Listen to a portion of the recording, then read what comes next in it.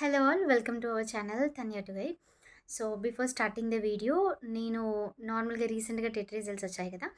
TET results చూసుకున్న తర్వాత మీ score ఎంత అండ్ మీ డిస్టిక్ ఏంటి అనేది కింద కమెంట్ చేయండి. అంటే ఎవరైనా ఫాలోవర్స్లో కనుక ఉంటే. ఇంకా వీడియో అయితే స్టార్ట్ చేస్తున్నాను. ఇవాళ ఈ వీడియోలో టీఎస్ఆర్జేసీ థర్డ్ ఫేజ్ గురించి చెప్పబోతున్నాను అండ్ మిగిలిన కౌన్సిలింగ్స్ గురించి కూడా. సో టీఎస్ఆర్జేసీ కౌన్సిలింగ్ మనకి డెఫినెట్గా ఉంటుందా ఉండదా అనేది అయితే చెప్పలేము. బట్ మ్యాక్సిమం ఒకవేళ సీట్స్ కనుక ఫిల్ అవ్వలేదు అంటే డెఫినెట్గా ఫిల్ చేస్తారు. అండ్ అలాగే ఎంఈసీ రిజల్ట్స్ ఇంకా డిక్లేర్ అవ్వలేదు. ఎంఈసీ రిజల్ట్స్ కూడా డిక్లేర్ అయితే చేయాల్సి అయితే ఉంటుంది. నెక్స్ట్ ఇవన్నీ కూడా మనకి వెబ్సైట్ ద్వారానే ఇన్ఫర్మేషన్ వస్తుంది. ఫేజ్ 1 అయినా, ఫేజ్ 2 అయినా, ఫేజ్ 3 అయినా, ఏదైనా కూడా.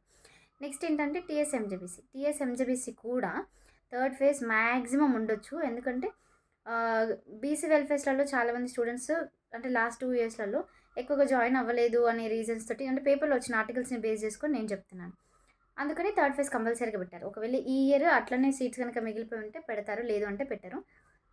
కార్పొరేట్ ఫేజ్ 2 అయితే మనకి రిజల్ట్స్ ఇంకొక వీక్ ఆర్ ఎల్స్ ఈ వీకెండ్లో కనుక రిలీజ్ అయ్యే అవకాశాలు అయితే ఎక్కువగా ఉన్నాయి.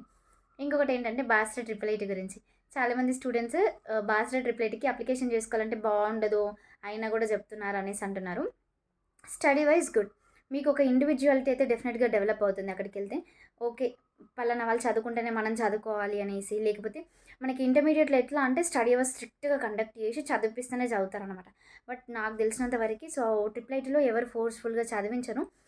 మనమే ఒక రియలైజేషన్కి వస్తామన్నమాట. ఏంటంటే ఓకే, చదువుకోవాలి, మనది మనం చేసుకోవాలి, మన వర్క్స్ మనమే చేసుకోవాలి, మనది మనమే చదువుకోవాలి అనేసి అట్లా ఉంటుంది. సో ఎన్విరాన్మెంట్ బాగానే ఉంటుంది. స్టడీస్ కంటే ఫుడ్ అయితే అస్సలు బాగుండదు అనేసి టాక్. నాకు కూడా ఎగ్జాక్ట్గా తెలీదు, జస్ట్ చెప్తారు. అండ్ మనం చాలా కేసెస్ కూడా చూసాం అక్కడ. ఇవన్నీ పక్కన పెట్టేస్తే ఓకే, మంచి కాలేజ్. ఇంకా ఇదంతా కాకుండా అంటే నవోదయ కూడా అప్లికేషన్ చేసుకోండి.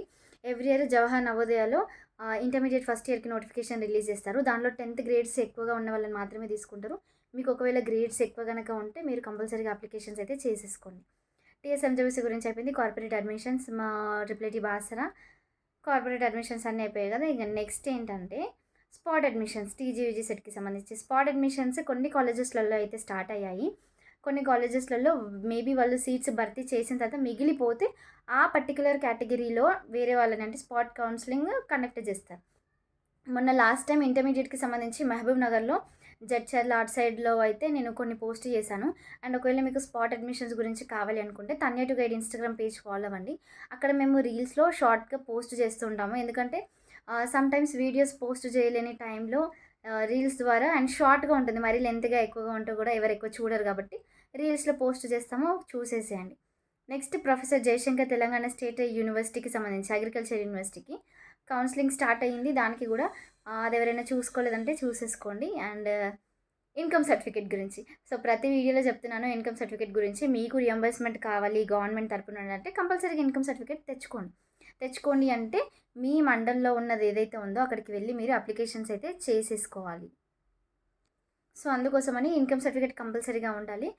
మీరు ఇంజనీరింగ్లో జాయిన్ అయ్యేటువంటి స్టూడెంట్స్ అయితే కంపల్సరీగా income certificate place a major role to get your reimbursement back. Okay, so the government will pay half of the amount based on your tuition fee, and apart from that definitely if you are having your income certificate then only you will get your reimbursement.